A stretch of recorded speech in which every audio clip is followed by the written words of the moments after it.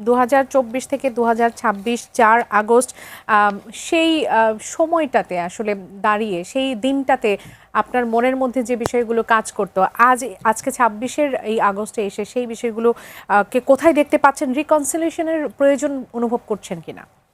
দেখেন, রিকনসিলিয়েশনের তো এটা একটা বড় আলোচনা আমরা করবো, বাট আমি মানে আসলে ওই যেটা বলছিলাম আপনাকে যে ওই সময়টাতে আসলে আমাদের ওই সময়টা ইভেন আমাদের রিকল করা উচিত যে যার রিকনসিলিয়েশনের আলোচনাটা করছি ঠিক আপনি না 5 আগস্টের আগে আপনি নিজেকে একটু আবিষ্কার করেন, আপনি দেখবেন যে কতটা নির্মম একটা বাস্তবতার সম্মুখীন আমরা ছিলাম।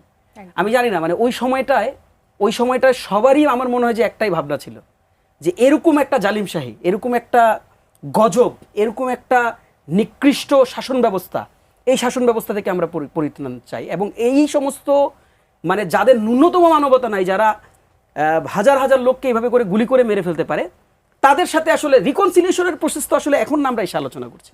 আপনি কি একদিন মানে একটু ওই দিনটাকে স্মরণ করতে পারেন যেই দিন আমরা গুলির মুখে, যেই দিন আমরা, আমার মনে আছে 4 আগস্ট আমরা মিরপুর 10 নম্বরে আমাদের অবস্থান ছিল এবং রীতিমতন সকাল থেকে আমরা এই যে আওয়ামী লীগের রিকনসিলিয়েশনের গল্প আমরা করছি বা যে আওয়ামী লীগের রিকনসিলিয়েশন আমি বলছিলাম এখন আজকের দিনের কথাই বলছি।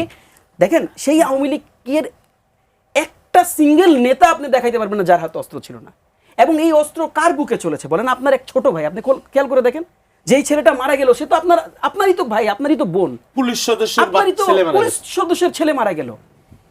ফলে দেখেন, এদের রিকনসিলিয়েশনের কথা অ্যাটলিস্ট আজকের দিনে না, মানে আজকের 4 আগস্টের মুহূর্তে দাঁড়ায় রিকনসিলিয়েশন এখন, হ্যাঁ ঠিক আছে, ধরেন আমরা যখন একটা মানে বাস্তব বাংলাদেশের দিকে যখন আমরা তাকাই, তখন তো রিকনসিলিয়েশন একটা প্রসেস, আমাকে সেটা নিয়ে আলোচনা করতে হবে। আমি আওয়ামী লীগের সাথে বলি না, আমি বলছিলাম যে এক্সিস্টিং যে রাজনৈতিক দলগুলো আছে, যে ভুল বোঝাবুঝিগুলো আছে, যেমনটি বাউল ভাই বলছিলেন যে এই ভুল বোঝাবুঝিগুলো থাকা উচিত না বিশেষ বিশেষ ক্ষেত্রে, সেখানে রিকনসিলিয়েশনের প্রয়োজন মনে করেন কিনা? ভুল বোঝাবুঝি আসলেই তো থাকা উচিত না, এবং সেটা থাকার আমি মনে করি যে সেটা হয়তো সামনের দিনে আলোচনার মাধ্যমে আরো বেশি এটা মানে কাছাকাছি চলে আসবে।